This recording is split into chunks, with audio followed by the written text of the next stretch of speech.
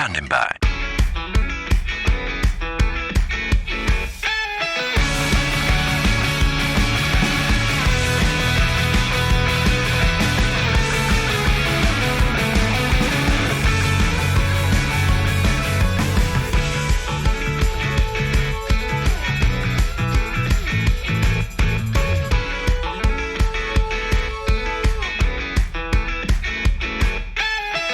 Hello, everyone, and welcome to another installment of Tokusatsu Now, the podcast designed to help onboard newcomers into the amazing world of Tokusatsu, as well as just be like a fun show for long-time Tokusatsu viewers. I had a number of people actually reach out to me who were already Tokusatsu fans who were like, "This seems cool anyway," so put that on the box art.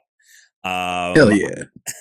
My name is Tom Caswell. I am joined by Eric Francisco. Ace. Yes. This is a verbal show, Eric. We have Asa GreenRiver. How are we doing, Asa? Yo, I'm great. Happy to be back. And we have Mike M.H. Williams. Mike, how are you doing today? Hello. I'm doing very well. How's everybody this evening? Doing good, because we're going to talk about everyone's favorite television show, Power Rangers. Or was it not people's favorite? Was it actually an absolute ratings disaster? We will find out. But yes. So thank you guys again. We're here for the second episode of the show. The first episode has gone out.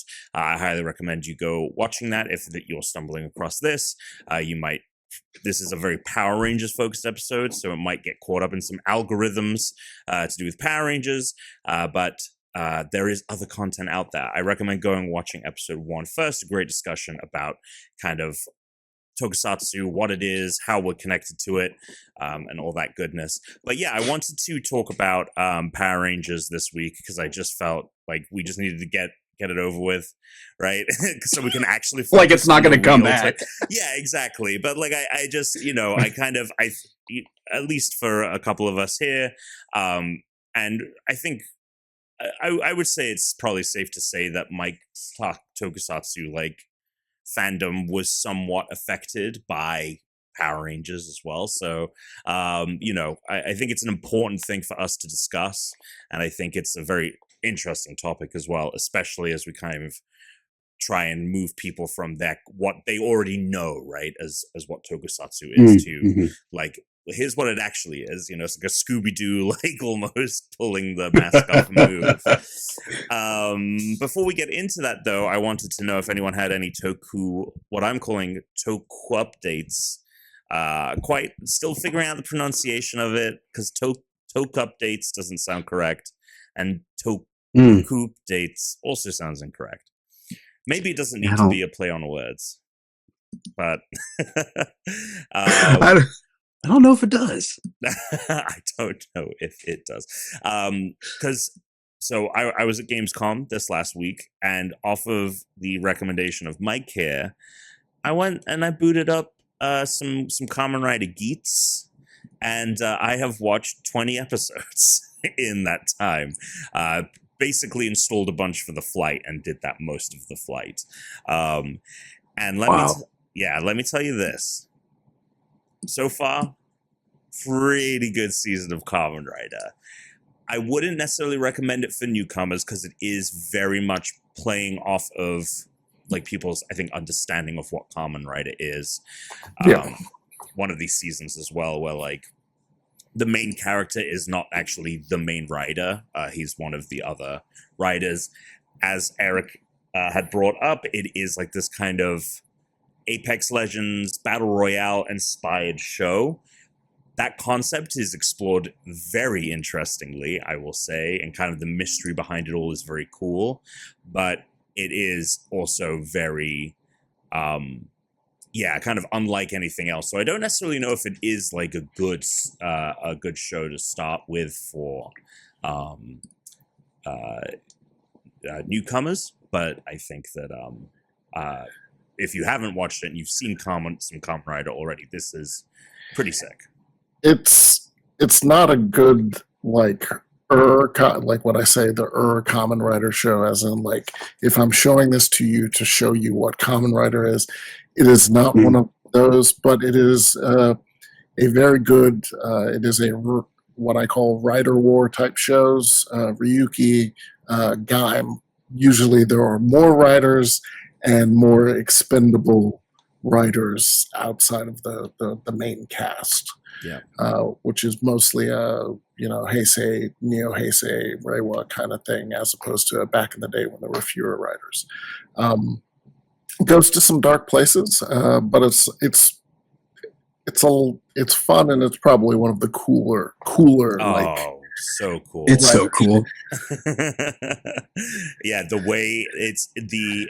I also think another reason why it's not necessarily something I would recommend is also like the way in which the armor and like the different forms work, because it's like top half and bottom half, and they can also do this thing where they spin the driver and their legs become their arms and their arms become their legs, and they switch the halves, and that changes like what powers are working where.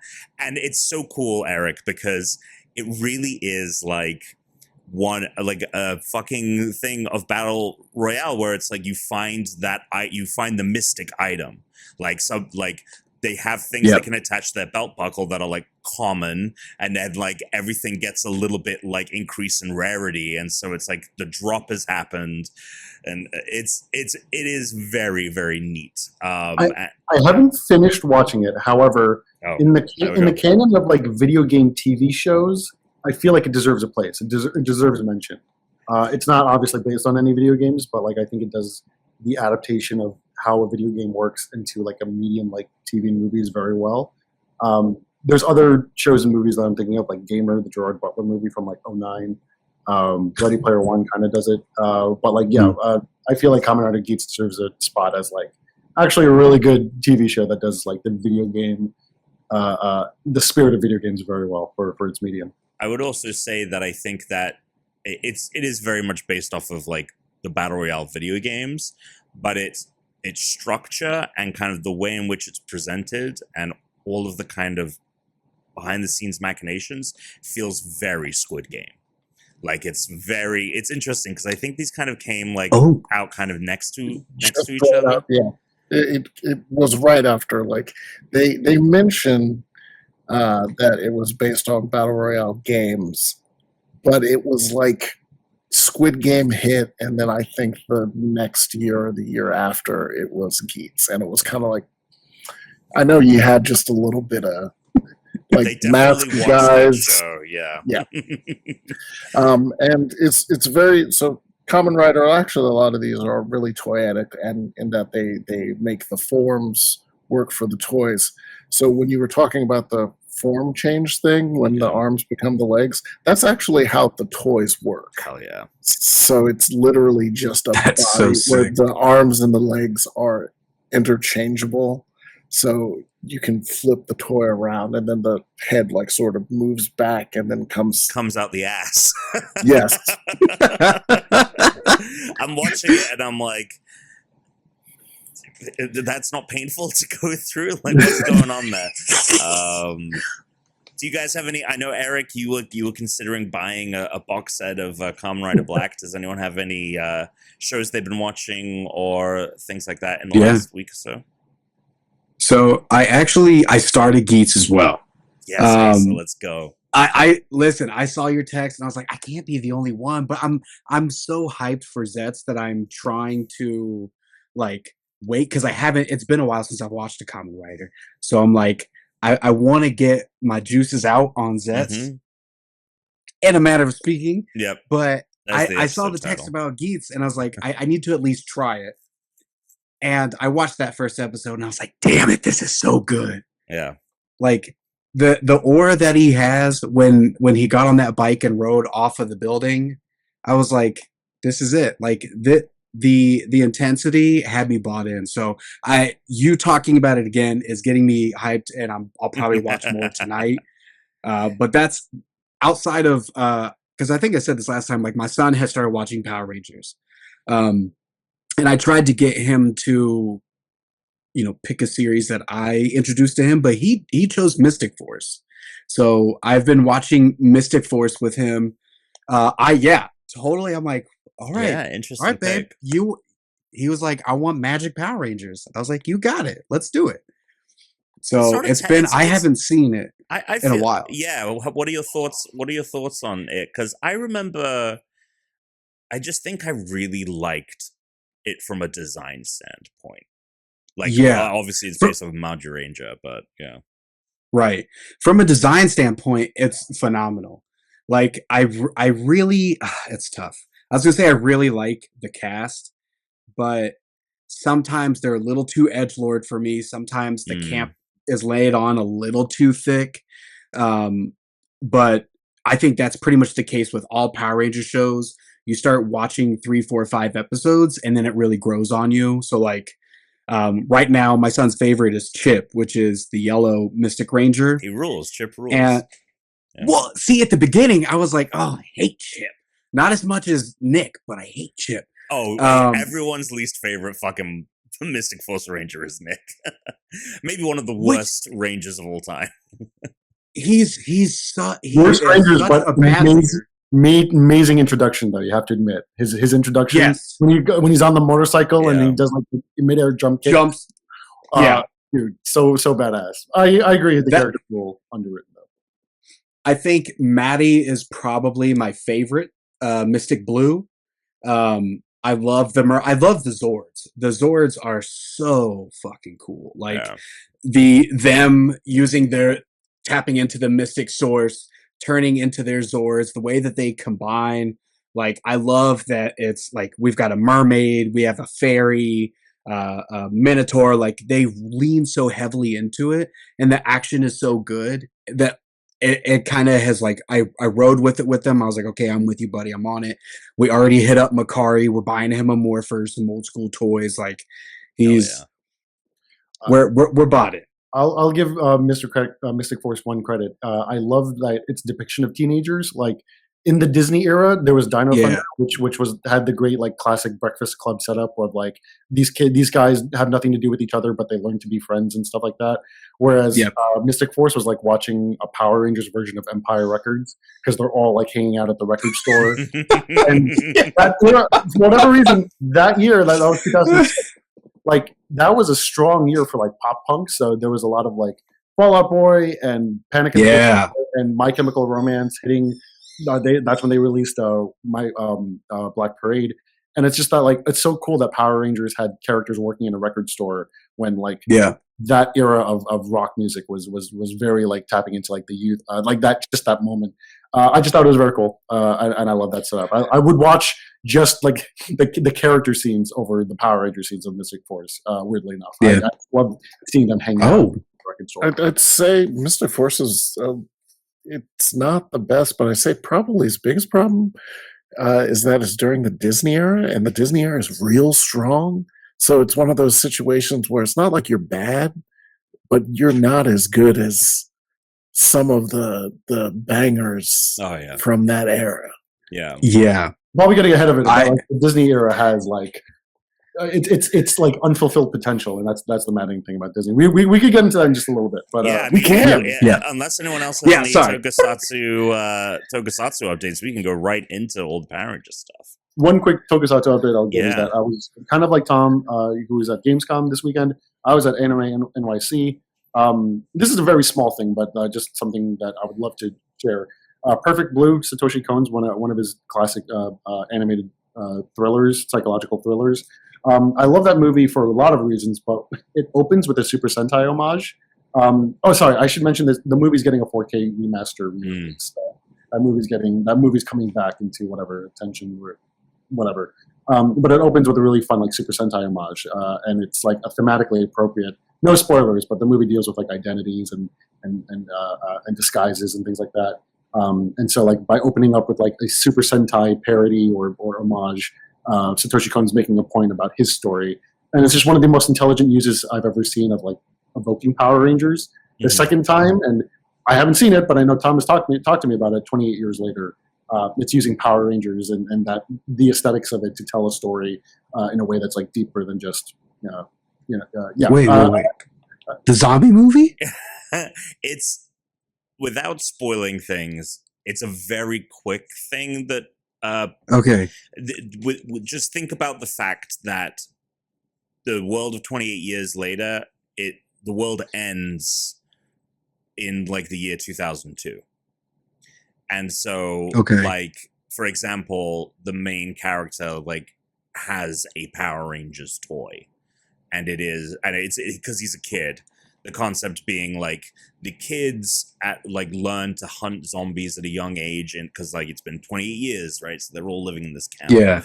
And so like literally like the opening shot of the movie is like, funnily enough, on the timeline. This is an alternate timeline where Operation Overdrive like came out in the early 2000s, because it's like Operation Overdrive Red, which makes no sense timeline wise. But actually it does, because the brilliant thing about that franchise is it's contained to Europe. So this zombie virus had no effect on the production of Operation Overdrive, clearly, and maybe this toy washed up on the shore. But there's kind of this theme of like, he's like, I don't need the toy anymore. I am the hero of the story, kind of thing. Like I need to grow up and out of it. There's a lot of other. Gotcha. It's interesting. It's again there for those with eyes to see. My favorite. Okay, remaster of Perfect Blue. Go watch it no matter what. But it has a really fun Super Sentai homage, and it matters to the story. Anyway, just wanted to share that. Yeah. Mike, what about yourself?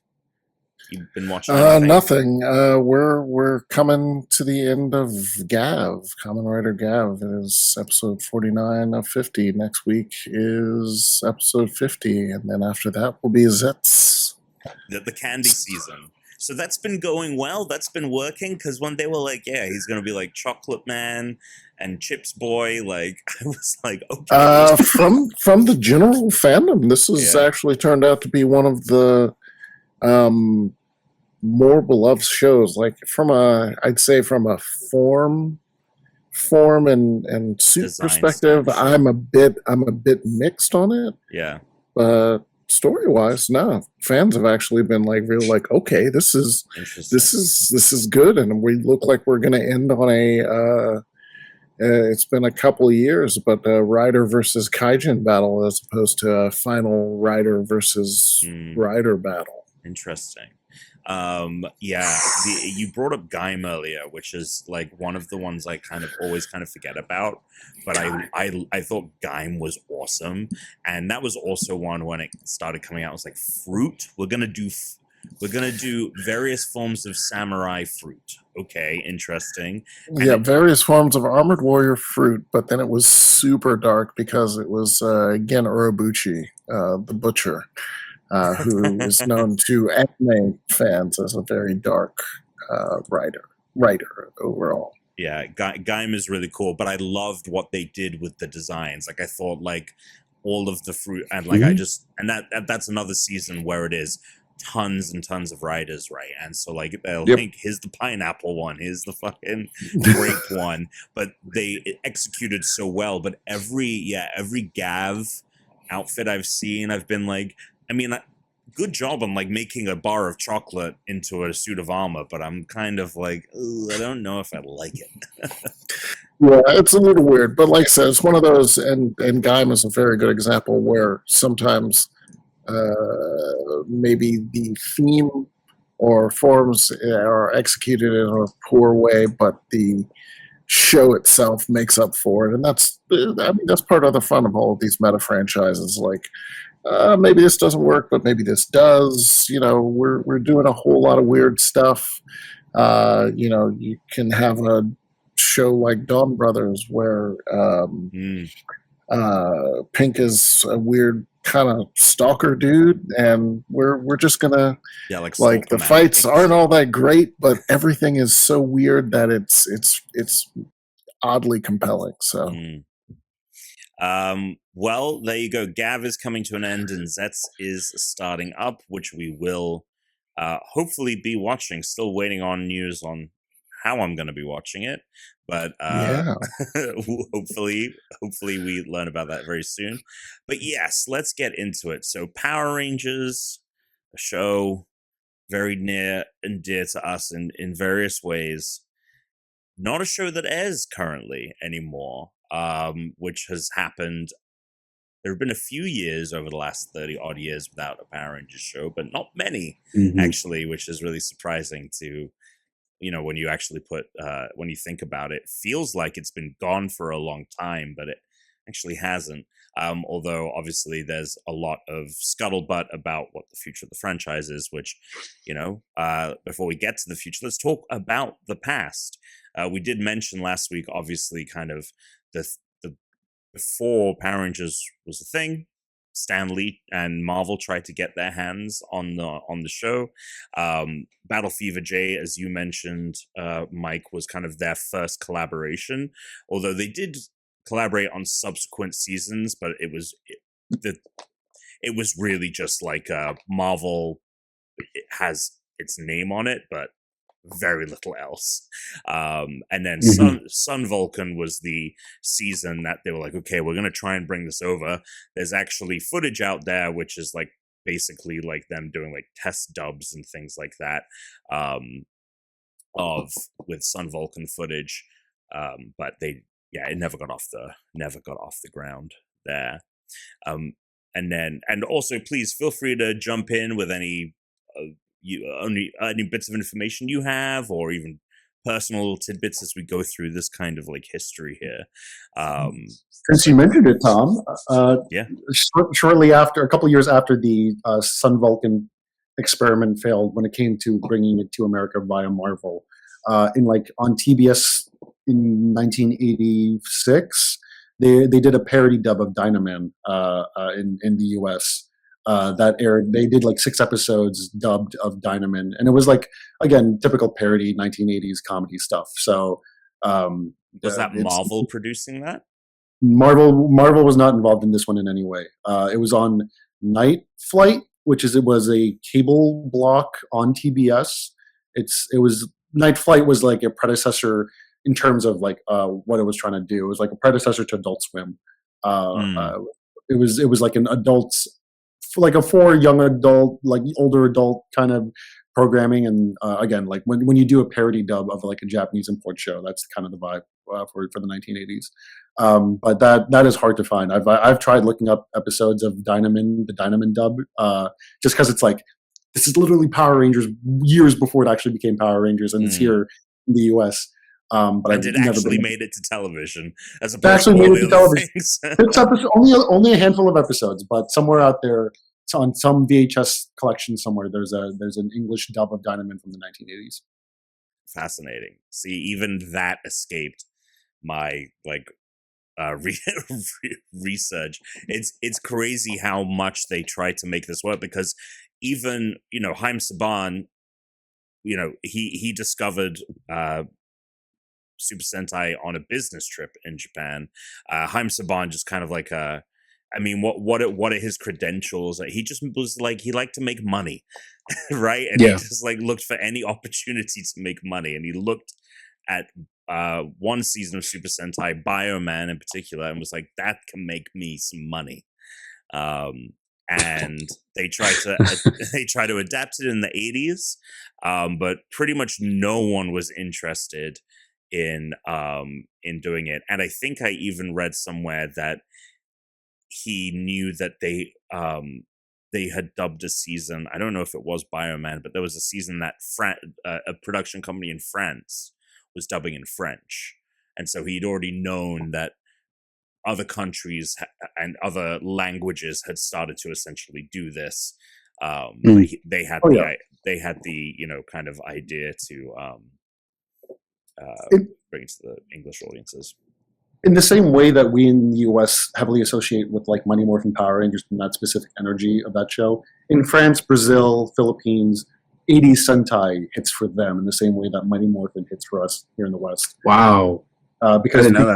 Because there was a lot of, some of those shows were getting imported and dubbed in local languages for those markets. And specifically I know it's France, Brazil, and Philippines. Philippines was big on Bioman, whereas France was big on, they were all big on Bioman. Bioman was the one that like really crossed over for a lot of people. I think Maskman was also popular in the Philippines, but 1984 Bioman You can go to like any Generation X Frenchman, and they'll be like, "Oh, Bioman."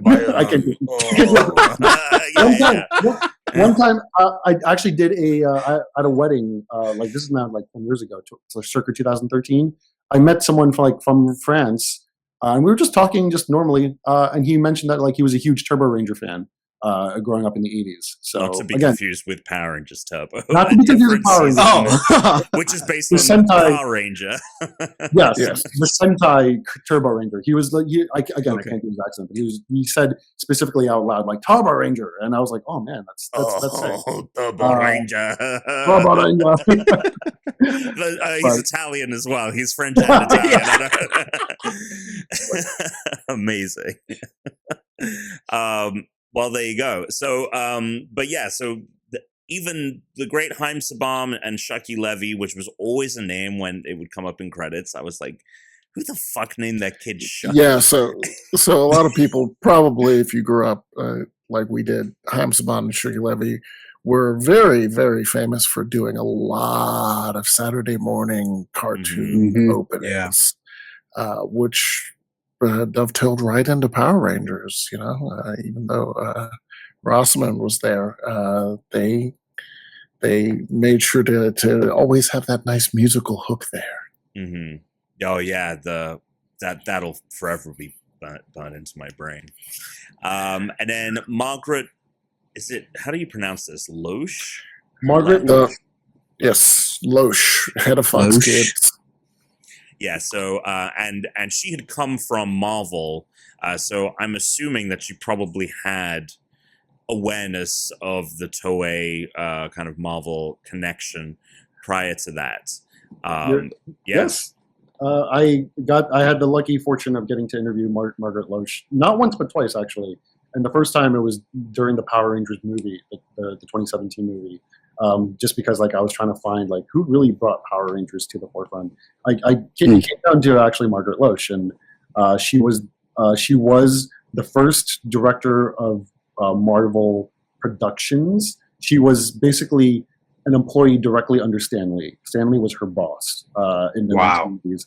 Her job was to get Marvel comics onto television in whatever ways that they could, and they produced a lot of cartoons in that time, but Stan Lee and her were really hoping for like live action stuff. Yeah, they were really trying to do like they had the Thor, Hulk, all that shit. It was basically they basically envisioned the MCU without it being the MCU.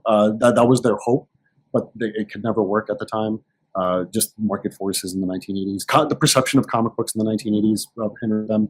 But make the long story short, is that she was also aware of Stan Lee's Power Rangers, like Super Sentai efforts in the 80s. And then I remember when I was talking to her about this, she was like, Stan, I promise you at one point we will make this work. And then eventually she goes to Fox. She leaves Marvel to go to Fox. Just without you. Well, she manages. She upheld her promise when it came to X-Men. The X-Men cartoon was like her upholding a promise to it.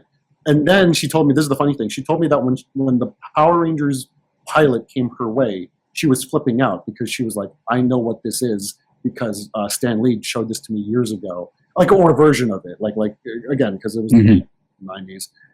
So she knew what this was, and so she was compelled to bring it to the air because it tested highly just with everyone. She showed it to her son. Her son was over the moon. He thinks the show would kick ass.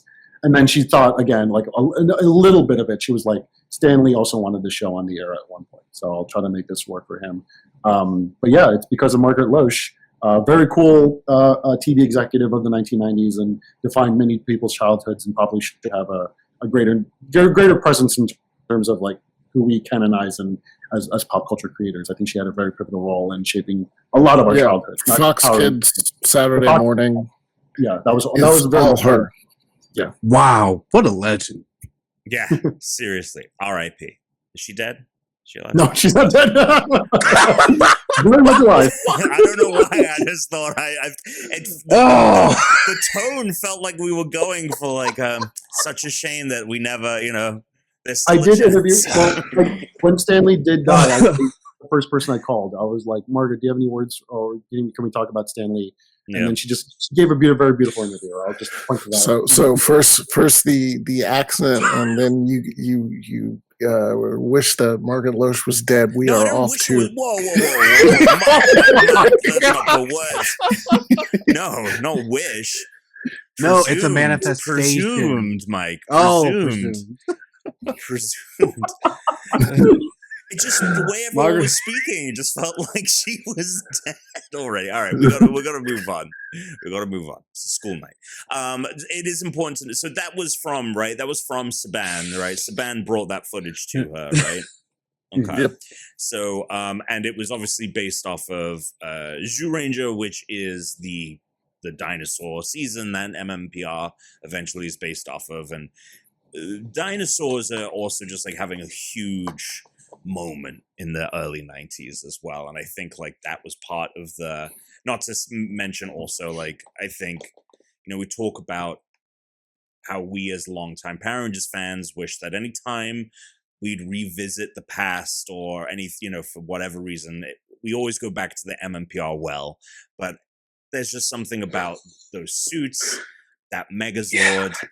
Everything about it is just like iconic. Like they absolutely nailed it. So it is easy to see why this was they finally had everything was right where it should be essentially for this to work. Mm-hmm. Whereas like past seasons that they wanted to adapt, they didn't have that je ne sais quoi, as your French wedding goer would potentially say.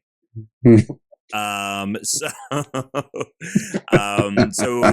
it premiered in 1993. I was 1 and a bit years old at this point, August 28th on Fox Kids. So how old were we all when this show came out? Why are you going to be like that? Why are you going to be? I said, why are you going to be like that, Tom? How old were we?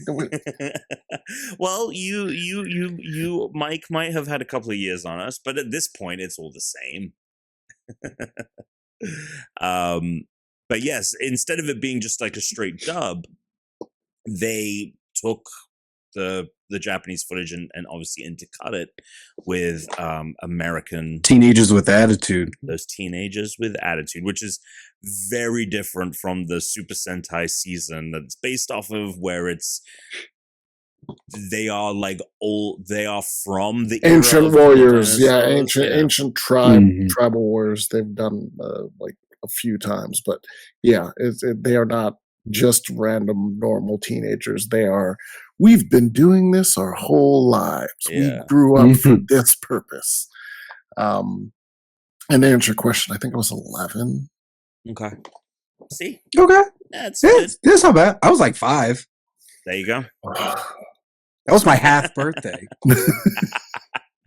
August 28th, really. Wow, what a great present for you. Now, what's really interesting is obviously the show is a hit. Everyone knows that Power Rangers was a massive success. But when I was looking into it, it is crazy how kind of quickly, like it wasn't like just post MMPR, like the following seasons of Power Rangers or specifically Mighty Morphin already like had massive declines in viewership comparative to like the first season essentially. And it's a theme that kind of keeps reoccurring as we look at like the decline in popularity, but it just had so much to do with like no one ever really figuring out where to air this show or at what time of day. And so they would constantly like move things around and there would be big breaks. And so it was just like very sporadic. But yeah, it seems that like even before MMPR has wrapped up, the series had declined. And I think part of it was because those following MMPR seasons, right, they are it's crazy. So originally they took a Japanese TV show, added it with American shit, and then they wanted to keep all of the stuff, but they ran out of footage to adapt, and the new seasons had moved on to new costumes and all this stuff. Dai Ranger being the next season after Zyuranger, which was based on like martial arts and the Chinese zodiac and things like that. and then they had to basically mix all of that footage together. Then also Toei had to help them out by shooting their own thing. And there's this amazing kind of fan project I remember called Zyuranger 2, which is kind of people unearthing all of the plates and all of the stuff that Toei basically filmed for them to incorporate, but they actually never aired or anything like that. It's a really, really, really bizarre production that they obviously were like, we cannot do this forever. You can never make a television show like this again. You cannot. No one's done it before. No one's done it since. Yeah, I mean, well, Robotech had sort of vaguely, like, in the kludge, in the mess of slamming everything together. But by the time they got to season 2, like, Lord Zed is the first, like, entirely original, like, villain. They were like, okay, let's try to make this Diarrange stuff work without changing the costumes on the US side. Like, we're going to use the robots, but we're not going to use the costumes. And then it came time for Kaka Ranger, which is ninjas. And then we got the Alien Rangers. And they hadn't figured out that you could just carry on without carrying the same characters forward. So we got like 3 seasons essentially of them trying. Well, 1 season that's just amazing, and then 2 seasons of them trying to figure out what to do with what they had. Like, what do we do with these actors? Oh wait, the actors want more money. They gotta go. Let's get some new ones in here. Here's Lord Zed. He's a new villain. What are we doing about these robots? Like, Alien Rangers. It's a lot. We're gonna turn them into kids. I'll be honest though, like, in spite of all of those challenges, I have to say season 3 is probably a very well written season of Power Rangers. Like, there's a lot of mini episode arcs to them, and that gets frustrating because there's like almost every episode has like a part 1, part 2, part 3. Overall, like, the season is actually really tightly written, despite how janky it is in terms of like how it's coming, how everything is being put together, and nothing fits the theme of Power Rangers anymore. There is no more theme. They're just cosmic ninjas at this point. But I gotta admit, like, season 3 is actually a really well made season. I rewatched it maybe 10 years ago, and I was like, oh man, this is good television. I think season 3 is probably the best MMPR season. And I say that knowing that Green with Evil exists, like all of these other things. I think like seasons 1 and 2. Green with Evil is like the only good thing about season 1. Right. Like, and that's the thing is like there are these hot moments in seasons 1 and 2 that are so good that it makes you feel like, because I went back and rewatched them, and wow, some of them are just like a slog. Yeah. Because you're just like waiting for them to like just get into the suits because you're not doing anything important with each other. And yeah, the seasons 1 and 2 are just kind of like really, really dry. But then you get those like really exciting moments like Green with Evil. You get those exciting moments like Tommy coming to, like, basically anything that has to do with Tommy. Like, that was a big deal. Oh yeah. I will say, so part of me is I enjoy season 1 because it is more like like every episode is sort of contained. It is doing the same thing every episode. It is very episodic. Whereas seasons 2 and 3 start like, well, since we do have the same cast, why don't we do like arc, character arcs? I think that's where it also like is like, I think almost with season 1 they just like had the ability to. There were no constraints, right? They didn't have to worry about like, how are we going to mix this with that and all that. It was just, they just had the Zyuranger footage and they had to adapt it. And so it was like, they could do it almost more like, I mean, just 1-to-1, right? Just like kind of changing it up slightly. But then I agree with you in the sense of like, I do prefer it when it was just like Monster of the Week, Billy's got some problems, or Zach's full in love, what's going to happen? And then once they had to like mix and match and they had to like have Toei shoot new stuff for them, they were kind of put into a corner, it felt like. But creatively, like it really pushed them to come up with some interesting concepts. And I think that for as great as Green with Evil is like for me, like the arc that I remember is the wedding. Like I think like that is one of the coolest that will stick with me forever. I think they just had to get kind of more creative in those later seasons because of the predicament they kept finding themselves in. But yeah, and then also something that kind of ate into Mighty Morphin's success was like all these other shows that were being adapted that, as you mentioned, Margaret Loesch was bringing over and getting production. So like kids were super into Goosebumps, and even Beetleborgs, it turns out, kind of so good. Was like for the couple of seasons it ran, like ended up being more popular. And I also think like part of me thinks that I think Beetleborgs, like pound for pound, is probably like a better show of television in terms of like telling like a cohesive story and like having like characters and like stakes, even into the Metallics era. And so I think that MMPR, in a weird way, despite it being the most popular season, walked so all of these other shows could run, kind of thing. Yep. And they ended up literally outpacing MMPR.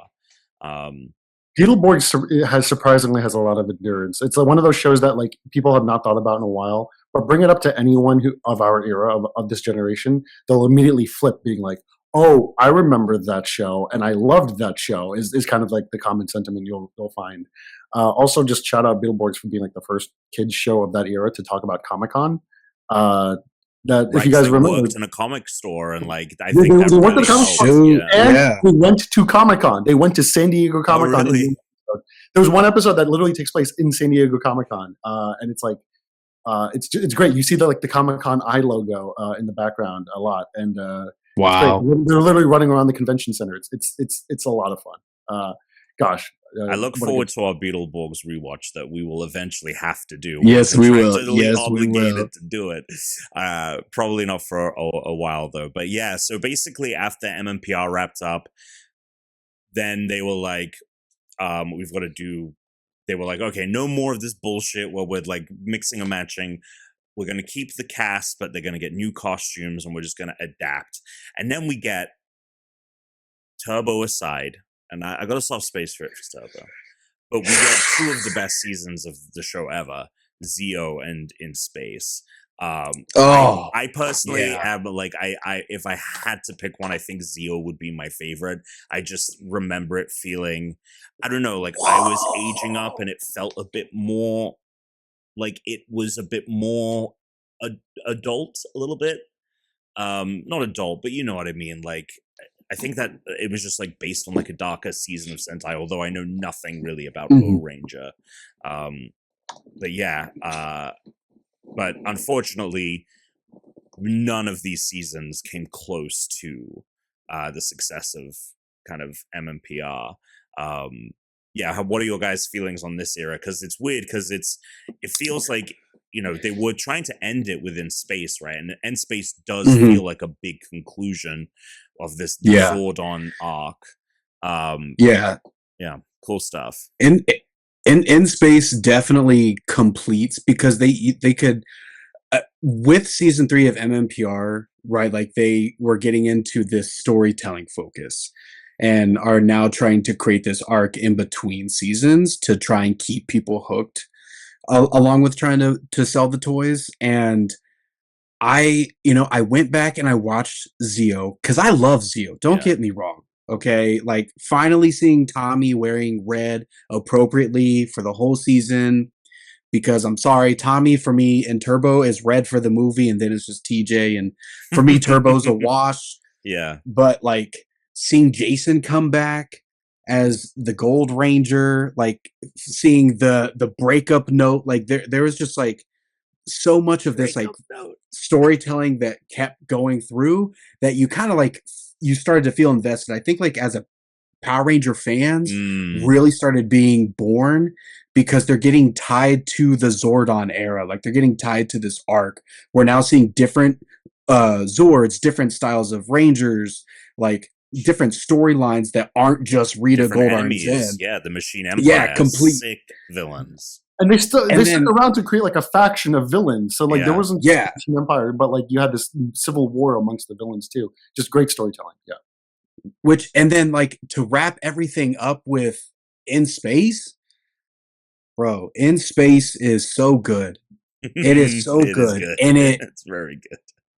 The Silver Ranger, Zane, and the introduction of Andros, period. Wow. And not like we have to talk like the Ninja Turtles crossover that happened. Dude, wild stuff.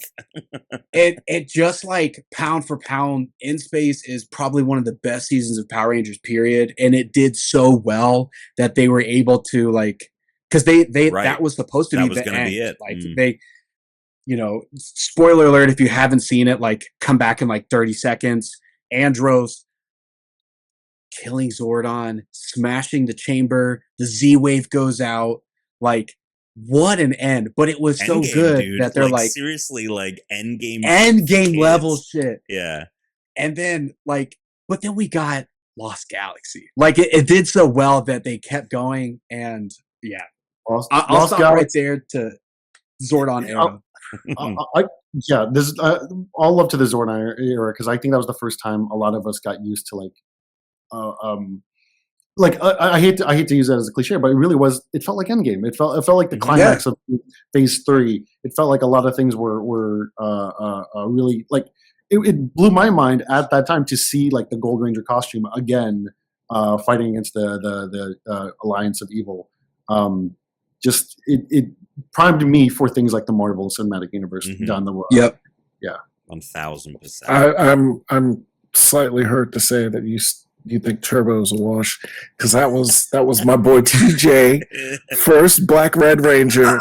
How you gonna hurt TJ like that? They just didn't give him the development.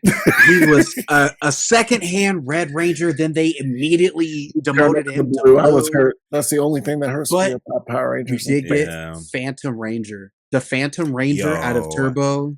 Yeah. Ooh, the Phantom Ranger.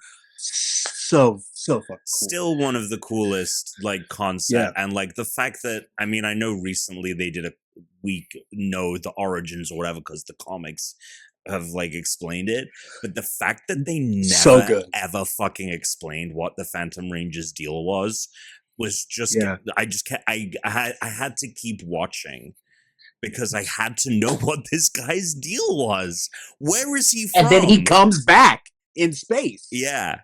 Because he's a fucking, like, galactic entity. Like, he's like a celestial. Like, what is going on with this guy? He's Mandalorian before Mandalorian. Yeah. That's true. My favorite thing is that I never really watched all of Car Ranger, but apparently that guy is just a thing in Car Ranger. He's not important to the story at all. Yeah. He's just a guy who just shows up for like the Megazord sequence and disappears and bucks off. Whereas in Power Rangers, they saw this costume and were like, we can do something with this. It's the sickest thing we've ever seen. It's the sickest costume, and then they made him like the coolest character. And the second thing that I loved is that he was one of the few things in Power Rangers that that created a lot of mystique around the lore, around the universe. Because when I first started getting online and looking up Power Ranger stuff, there was talk about like on Power Ranger Central or whatever, like they would allude to the fact that like he might be Zordon's son because the show was trying to set that up. Oh my gosh! But it was just like, think about it from the perspective of a 9-10-year-old on the internet looking up Power Ranger stuff. For the first time. And then you're just like, wait a second, there's bigger lore than I remember from watching the show. Again, just stoked the imagination. Phantom Ranger was one of the things that pulled me onto the boards, was to learn more. 1000%.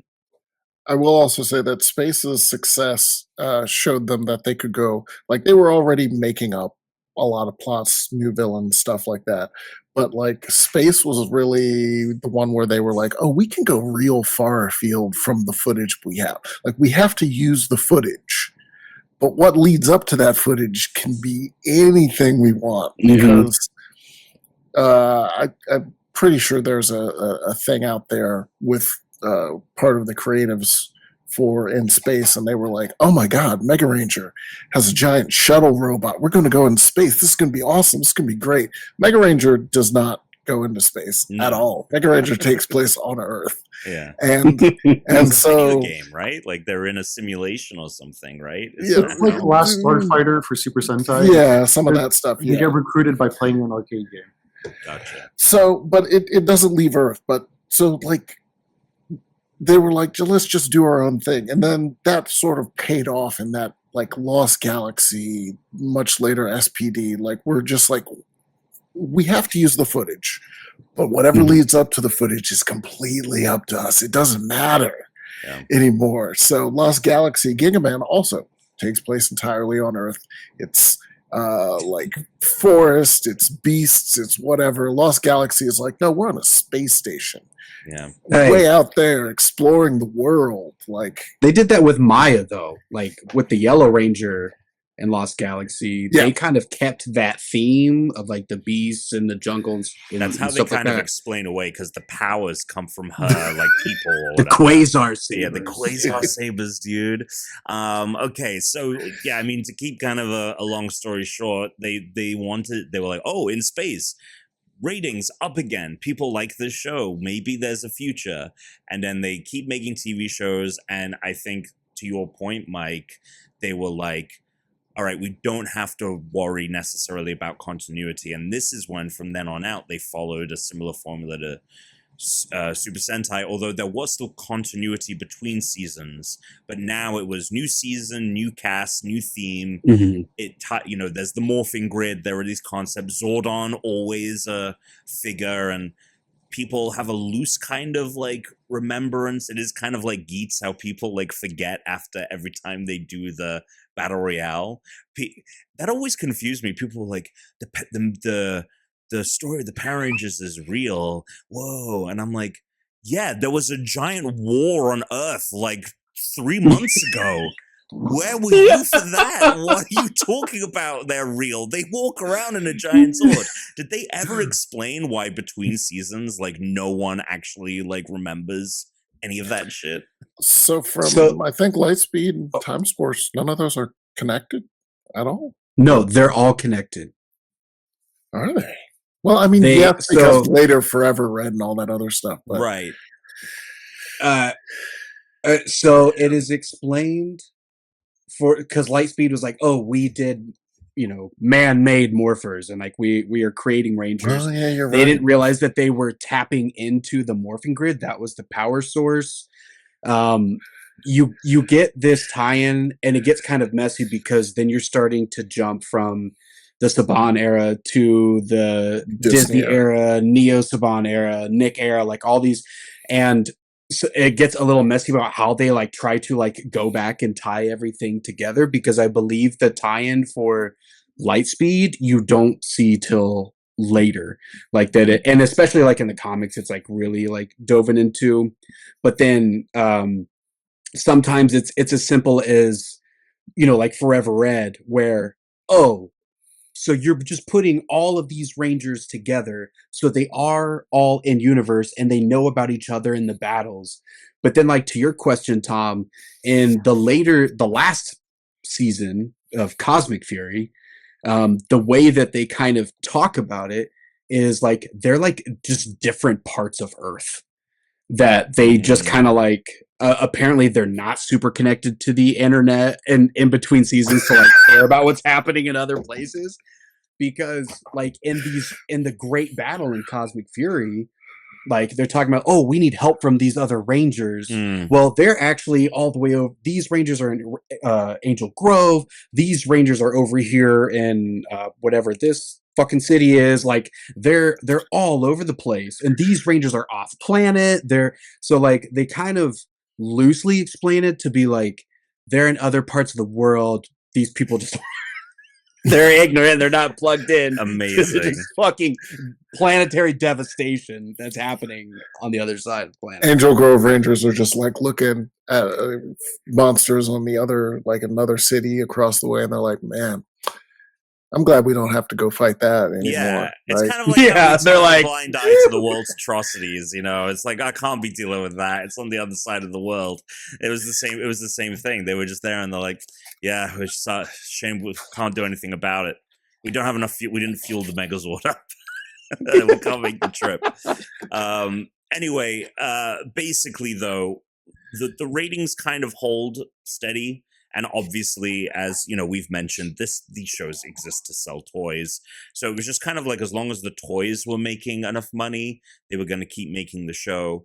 And then at some point, Saban Entertainment is sold as a part of like Fox Kids and all of the like Fox Family stuff to Disney. Disney acquires, Disney, a famous acquirer of things for billions of dollars, decided that all of this shit was worth nearly, over $5 billion. And it was funny because Disney actually was trying to cancel the show after Wild Force, which was the final Saban era season, but they were convinced by the producers that it would be cheap. They could make it cheap enough if they moved production to New Zealand, and so they should continue the show. Just not a correction, but just like really strong clarification. And again, keep in mind, I was 10 years old when all of this was happening, so I was not involved in the deal, so I don't know the fine print of the contracts. But Disney was more interested in the affiliates, in acquiring what was then at the time Fox Family. That was where they saw the value. That's why the valuation is so high. It was just that when they acquired it, ownership of Power Rangers was right. thrown It was a bundled deal. It was a bundled deal. Yeah. It was kind of like how when Red Ventures bought GameSpot, but it was really they wanted CNET.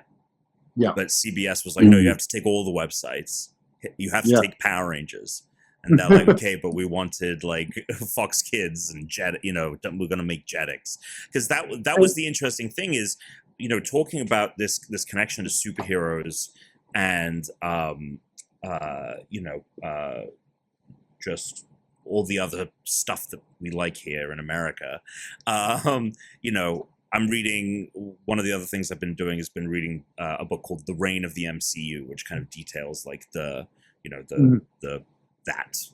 MCU. And it talks about how Marvel was a part of like an acquisition to reach to boys, for Disney to have an audience with young men and boys, because they had dominated the space for girls and with all of their movies and things like that.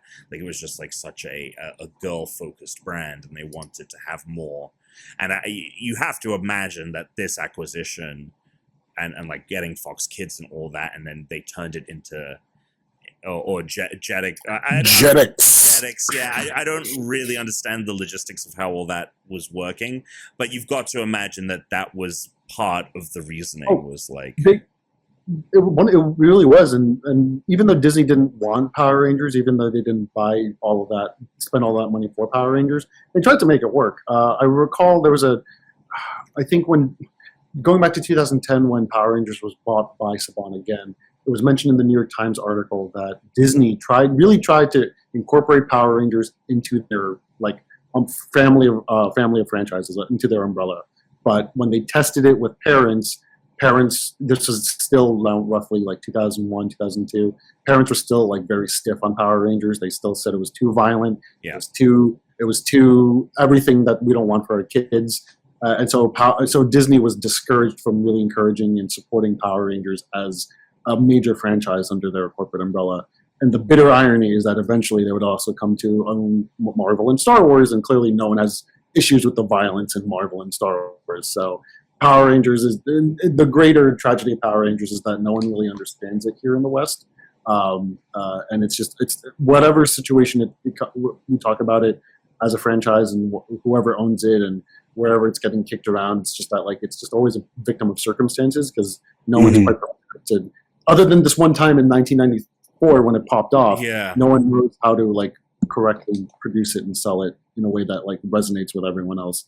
And that's a pattern we've been seeing for almost every era of the last couple of years, the last couple of decades. Anyway, it's just so strange to me again that parents looked at Power Rangers and were like, too violent. And then Marvel and Star Wars come along and they're like, we're totally okay with this. So, yeah. And that is something that what I have seen mentioned is like not only when they moved the production to New Zealand, were they creating like these new shows, Ninja Storm being the first of the Disney era, and as you said, was it Asa? Like, I don't think there's a bad Disney era season, and they were like the production quality on them is much better than what we were seeing before. And that was also, they were shooting a lot of original footage rather than almost exclusively relying on the Japanese stuff as well. And they're doing a lot of weird, like, Ninja Storm is very close to Hurricaneer, like in plot. But then Dino Thunder is like half with an original villain, and then SBD is completely different. So like they're trying, they're trying a bunch of different things, and for the most part, it's all working. And also, Dino Thunder's the one that canonizes Super Sentai into the Power Rangers universe. Has an episode where they actually watch an episode of Super Sentai. Amazing. Yes. And obviously, Dino Thunder is the season. Oh no, Wild Force was Forever Red. Whoops. Yeah. One last thing about the Disney season 2 is that I think just because Disney being Disney, I've never gotten official confirmation from this, but I've heard through the grapevine that Disney wanted Power Rangers to feel like traditional superheroes. That's why throughout the entire Disney era, they would always kind of shoehorn each Ranger having a special ability or some sort of special power that they would forget by the end of the season. But in like every pilot episode of not pilot episode, but every beginning first couple episodes of the Disney era in every Power Rangers, every Ranger is always like using their weird gifts. Like Connor had the super speed. Z from SPD had the ability to clone herself.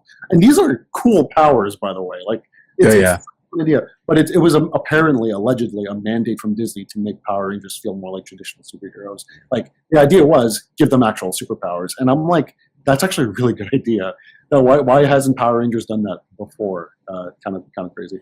Well, I think they obviously would just they put it in the pilot, showed that to Disney execs. So like, great, yep, shoot the rest of the season, and then they were like, we're not going to deal with doing this. We got to put them in because that's the other thing about it is like the powers only made sense when they were in like demorphed form, but they needed to get them into the costumes. So like it's kind of doesn't create an opportunity. It's kind of actually like going back to talking about Kamen Rider. One of the things I'm not a fan of Geats is it's one of the seasons where they don't actually have them really fucking riding these fucking motorcycles despite it being in the name.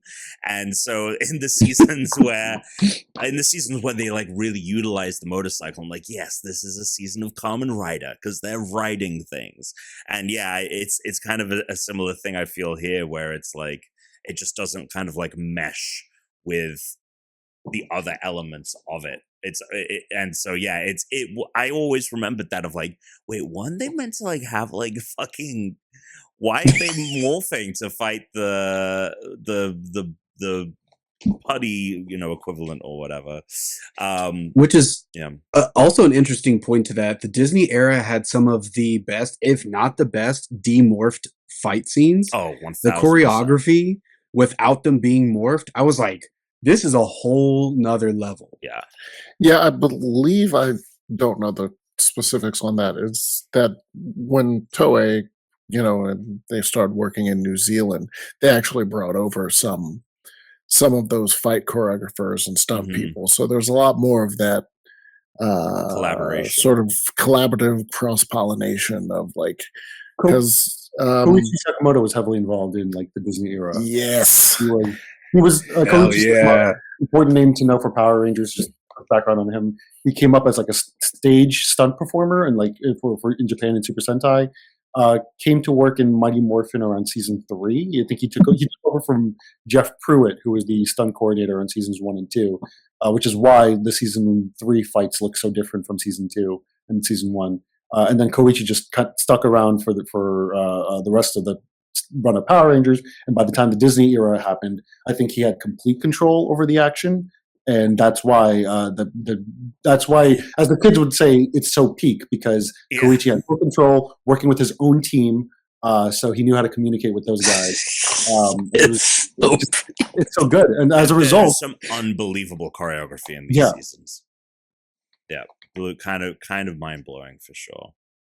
There's an art for teenagers or young adults being fighting costume monsters and being thrown through cardboard boxes or chairs. There's an art to it that you got to make that work. Yeah, 100.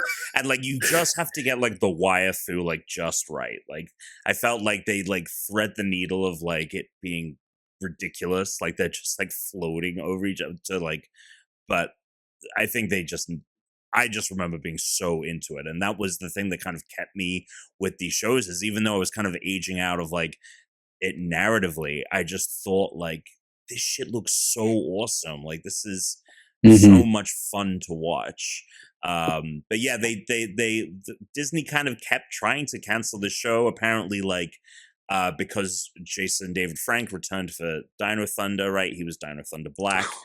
He was. The money around, they had budget issues. They'd gone over budget. That's why he's encased in amber for so much of the show, and then he can't, demorph. Like they just like literally couldn't afford him for that show, and so Disney tried to cancel it.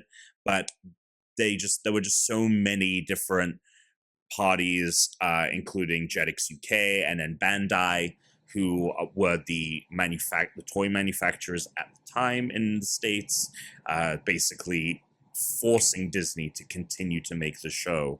And then Disney has a final season with RPM, which is, if you haven't seen Power Rangers RPM, it is, without question, I think, the best written of all of the seasons, pound for pound. It is actually incredible storytelling. I think they got so creative in figuring out. Yeah, no, we're not in agreement on this one. No, you're making me want to. Okay, I've never seen RPM. What? Oh, because dude. I was immediately turned off by the suits. Right. I don't know why it just wasn't hitting me. Okay, but maybe so it's a turbo situation. The car shit. I was just like, again, we're gonna get the kid. Justin's coming back. Like, but if you're saying that it's like some of the best, so it's generally great television. Yeah. Yeah, the problem is RPM is another Lost Galaxy situation where the show that is based on Engine Sentai Go-Anja was very lighthearted. Like the big eyes on the Zords, that's because in Go-Anja those all talk. Like they each have a personality and they talk. And they are living beings that converse with their rangers. But it was a very, very light show. And I guess when the American side got to that, they were like, no, we don't want to do that. So we're going to go in a completely different direction, which is how you end up with RPM.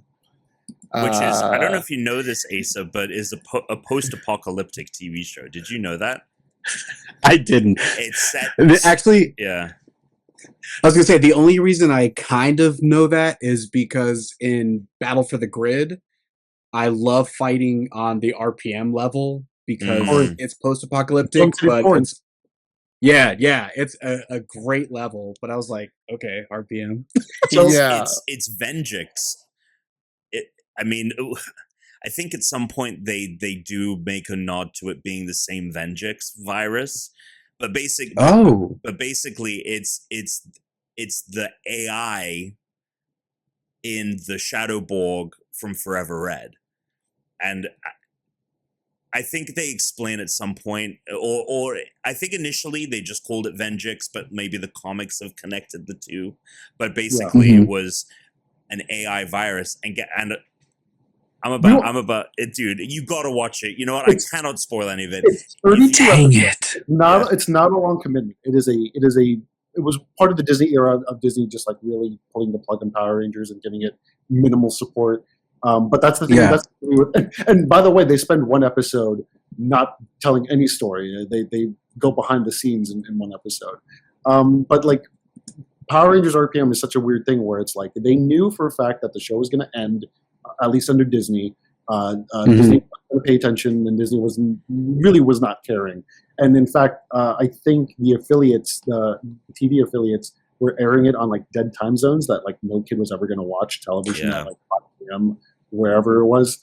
So basically, the silver lining was that they had creative freedom to do whatever they wanted, and they created like the darkest, quote unquote, the darkest Power Rangers you could ever imagine. Still a very fun and funny show because it's Power Rangers. Yeah. But, they created like this post-apocalyptic premise of like humanity has now retreated into this one domed city, and the only one, and the Power Rangers are the last line of defense against like it's like influenced by Mad Max, Matrix. It's all of that, dude. It's written well. I have to watch it now. It was written well, and here's the other thing: is that the producer of the show was basically fired halfway through because he fucking blew through the entire season's budget because he was like, "Fuck it, like we're just going balls to the wall with this." So they canceled, and then Chip Lynn, who had been on previous. Who had been a producer on previous seasons, was brought on to replace him as showrunner. And I just remember at the time people being very concerned because they were like, "Oh, now the show is gonna be whatever. Like it's not gonna be like this peak thing of storytelling." But actually, like they land the plane pretty well. And I would recommend if you do watch RPM, like looking into the production history, because not only is it fascinating, but where the season was meant to go versus where it does go is also very interesting. But I actually think that it's pretty consistent overall. It's phenomenal. It's a really, really good season of the show. Last thing I'll say is that it probably has the most famous actor performer to ever be. You said it before I could. Yes. Yeah. Who is it? Rose McIver. Rose McIver has had an incredible like career in television since. She's been on iZombie. She's in Ghosts. She's guest starred in like various other things. I think she was in the shows that I've spotted her in elsewhere was like Once Upon a Time, the ABC Disney show. Okay, I know who you're talking about. Yeah. Okay. She was also in a very cool show called Masters of Sex, which I loved. It had like anyway, it was a Showtime show. It's a great show.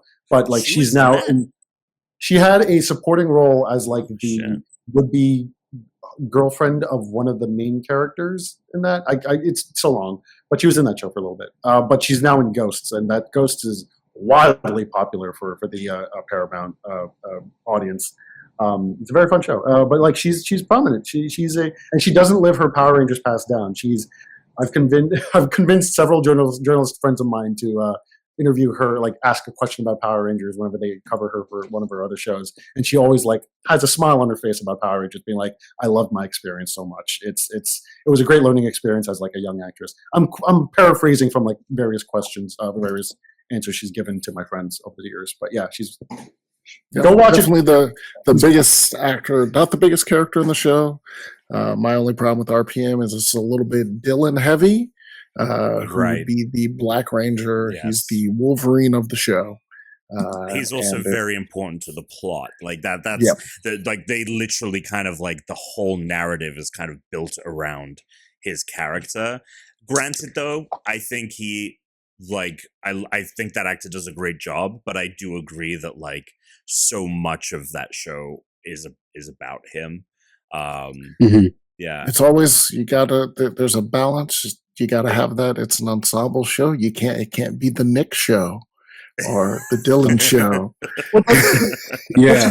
The problem with the Disney era is that they didn't support the show enough each year. They kept on gutting the episode count, so you would always have like dwindling number of episodes. I think if RPM had a steady like 40 episodes, we would have like one of the best Power Ranger seasons of all time because we have more room for story. But like 32 episodes, like that's barely a season of television. Well, now hold on, pause. In the streaming era, not now. You get 8 episodes in a season, but back then, like 32 episodes for a whole TV show didn't feel like much. Yeah, because they're making it the new one for Disney Plus, apparently starting and shooting in London next year. What is that going to be, like 10 episodes? It's going to be like Cosmic Fury. Yeah. And yeah, I mean, but regardless, RPM, must watch if you're a Power Rangers fan. And it is the one season of Power Rangers that I can honestly recommend to people who would find Power Rangers Juvenile to actually like watch and like be engaged by. It is hard to think of another show that you could, another season that you could recommend, especially when it comes to the Neo Saban era. So to round all of this out, basically what happens is Saban repurchases the rights from Disney just for Power. Well, Saban, he also got the rights to Beetleborgs and all the other shit that he was up to back in the day. He bought it for a cool 43 mil. And basically they started spinning up new seasons. And this era is, to paraphrase Asa, a wash.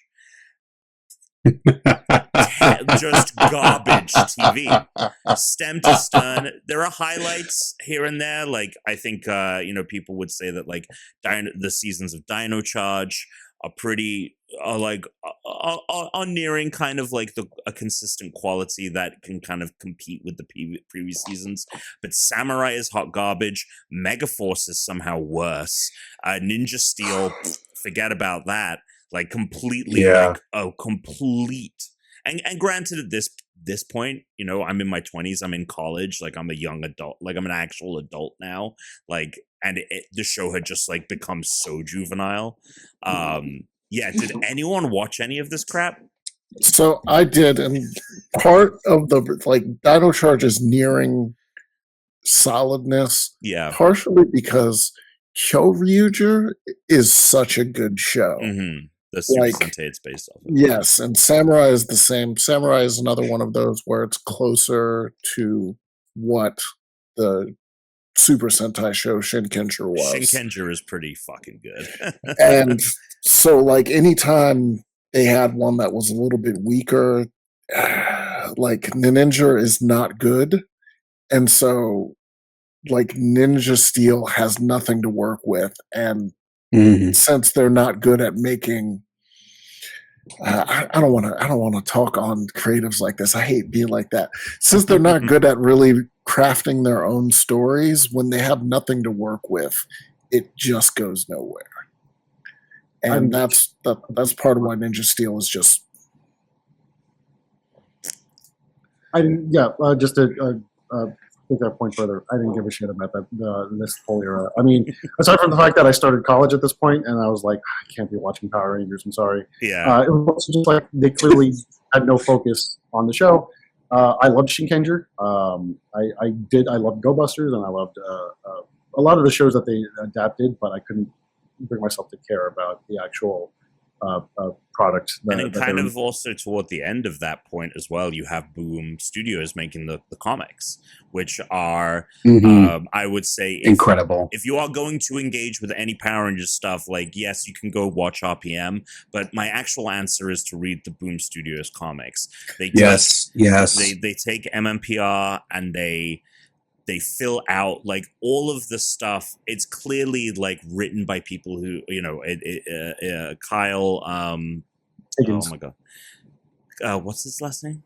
Kyle Higgins. Higgins, yes. Kyle Higgins, Ryan Perot, the two kind of like main writers on that comic line when it came out.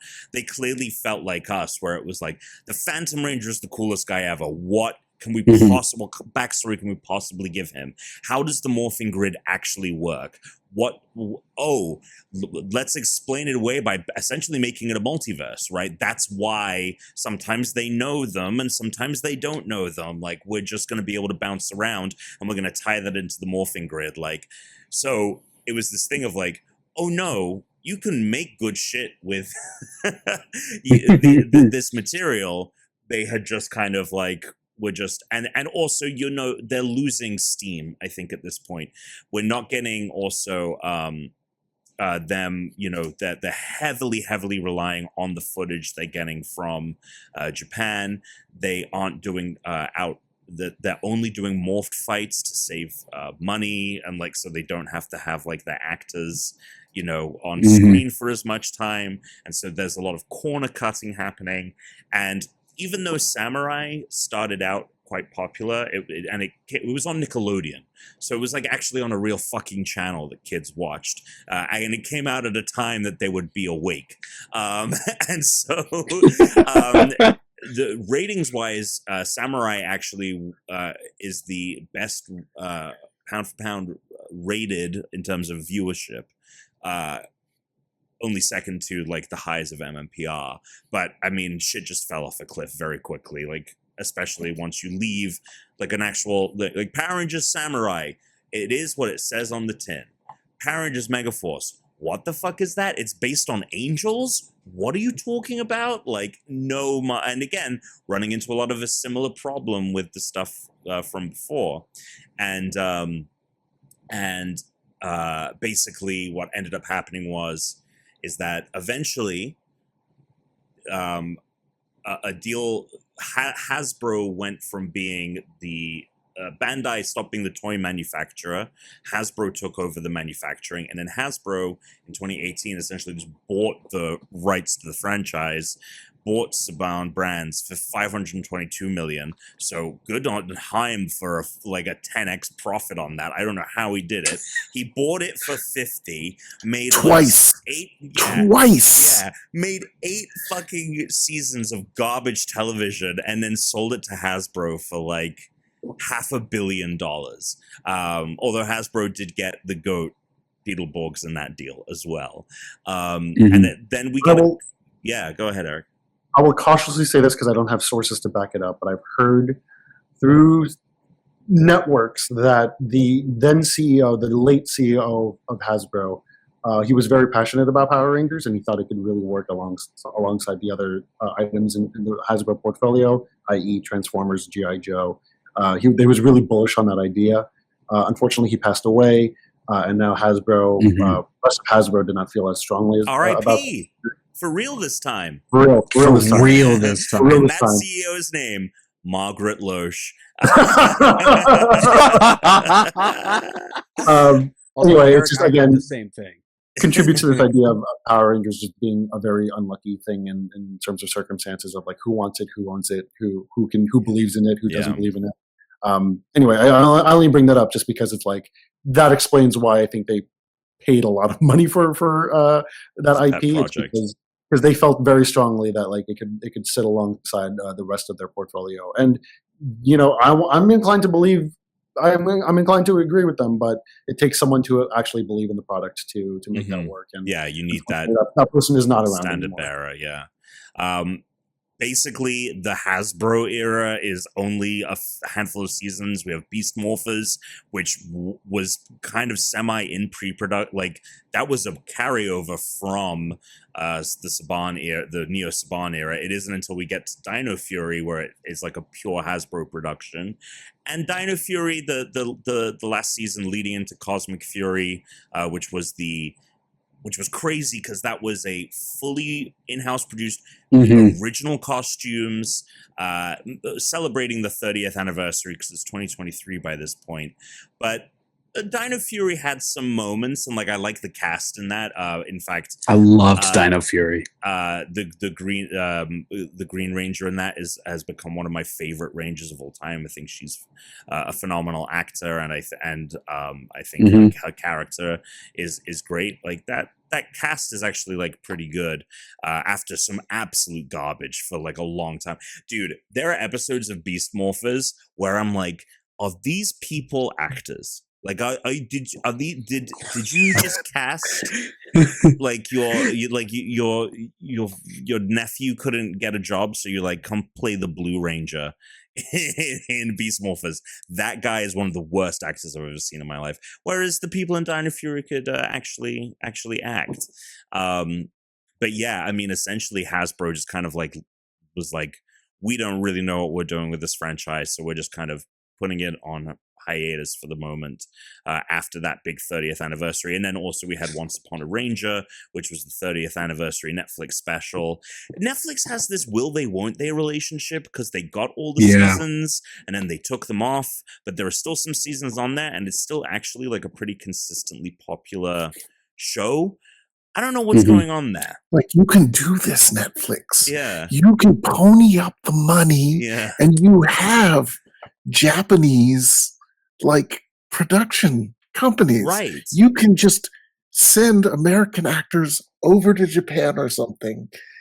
Like you could make this work so much, Netflix. Especially Disney, because like Squid Game, like there are a lot of like Asian TV shows that they acquire the rights to and make very popular. It does seem like a good fit. Whereas, the whole deal is that Hasbro is moving forward with new Power Rangers, but it will be a Disney Plus thing. And I think we're just going to run into the exact same issues that we did the fucking first time with Disney. Again, what I mentioned before with Power Rangers just being so unlucky in circumstances, Netflix, I mean, the streaming economy itself is kind of in a very weird place right now. Spending in streaming has gone down. Productions have slowed down to a crawl. We suffered everything from COVID to the labor strikes of 2023. So and just like it's hard because it's everything is just case by case basis now. Like Netflix is no longer spending the money it used to on productions. You can make this shit for cheap. I don't care. I know. Like, it doesn't need to have high production value. In fact, that's part of the charm. Yeah. That's part of the appeal. That's the bitter irony of this. But I think they poured that. I think Once and Always and the Dino Cosmic Fury was like their experiments to be like, how much could this work for us? And I think. I don't know the performance numbers because Netflix is very famously do not release the performance numbers, but I don't think it was enough for them to warrant like sinking in any money. They don't. Money. Yeah, for streaming, there's always that question of, is this bringing in new people that are staying for this thing? Yeah, and like Doctor Who ran into that with Disney, and Doctor Who is currently in this weird like lull or limbo because. Is Disney going to renew? Or are they going to like? What's happening? Doctor Who is feeling that on Disney Plus. How much more Power Rangers? Power Rangers going to feel that. That is my fear, and that's the other thing is like the back in the day you could continue to make Power Rangers because you could sell the toys, but the whole way that streaming works, like you need it to be a subscriber driver.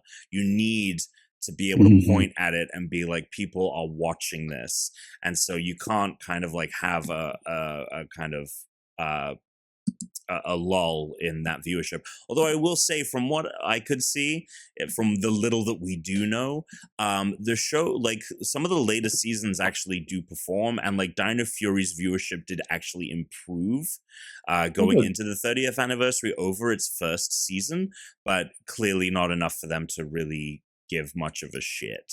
And I think overall part of the problem is the same problem that we have with a lot of TV. Like some of these shows like Suits or whatever start to perform really well because there's a nice chunk of episodes to watch. And I think that's why Power Rangers does well on streaming too.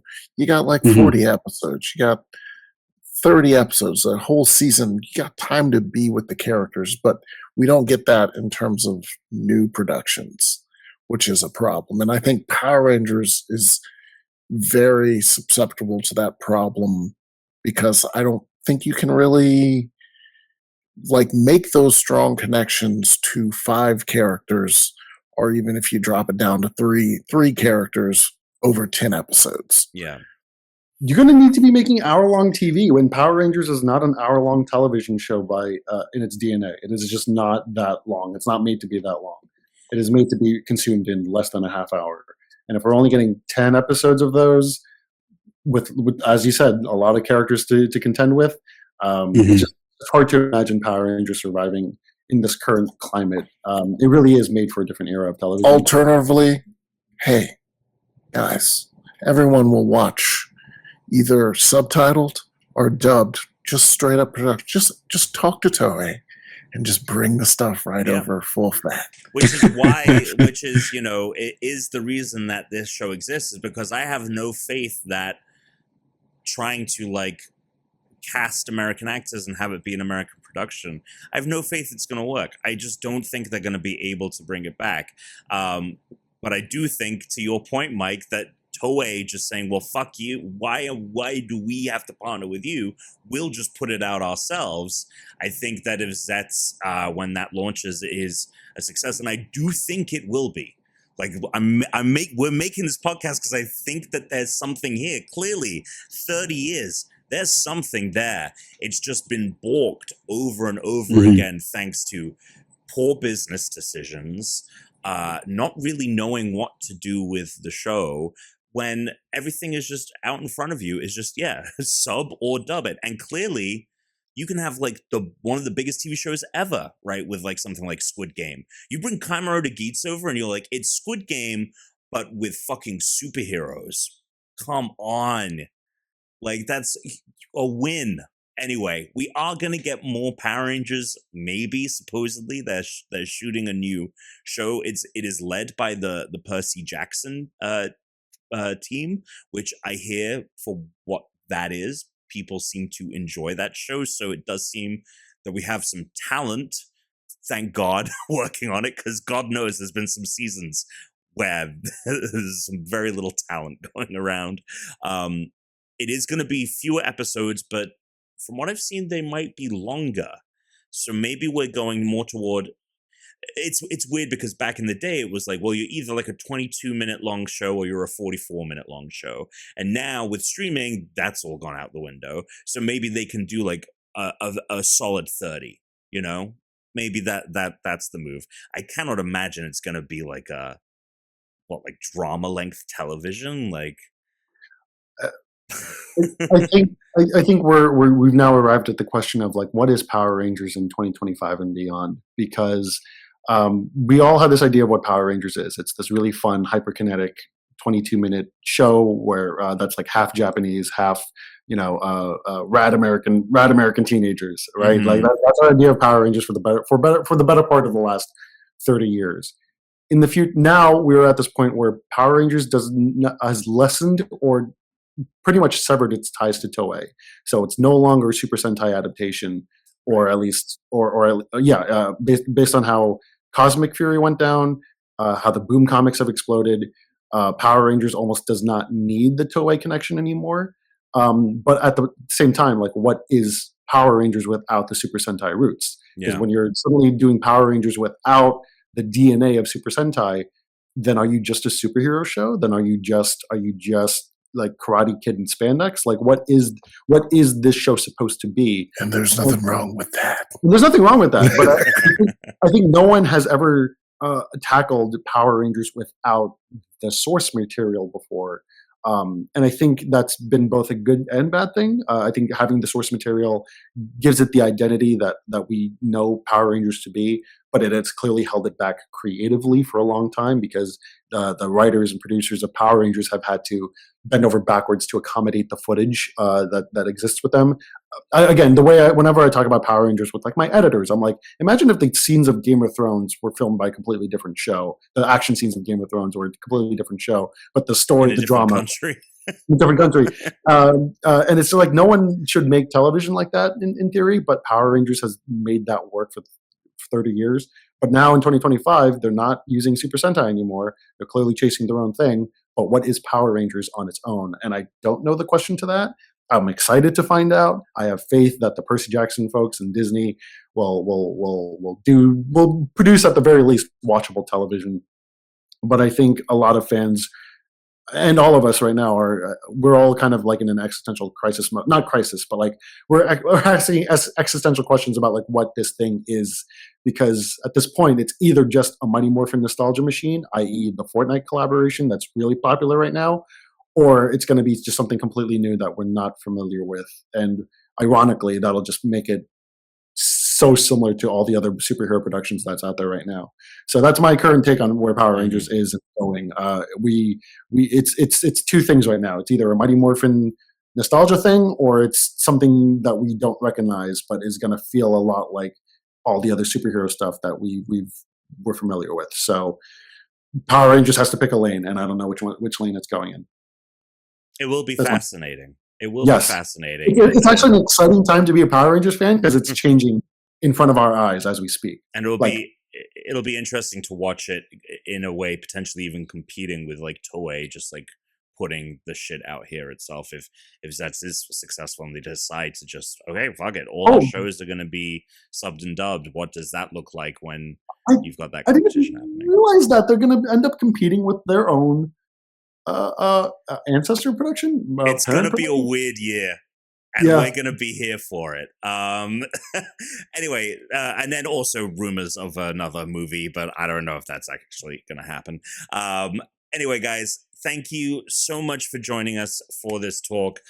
Please go check out the first episode if you haven't already. Please leave a comment. Let us know your favorite season of the show. Did you like Ninja Steel? If so, I don't want you listening to this program. Please leave a comment. Please subscribe. Eric, where can people find you on the internet? You can find me everywhere on the internet. You can find me specifically on Blue Sky at EricFrancisco24.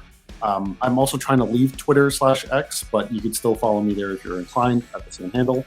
I'm also on Instagram at Efrangelion. That's a Evangelion reference that I somehow managed to make my real name fit into. But you can find me on those channels, and you can keep up with my work at Esquire.com.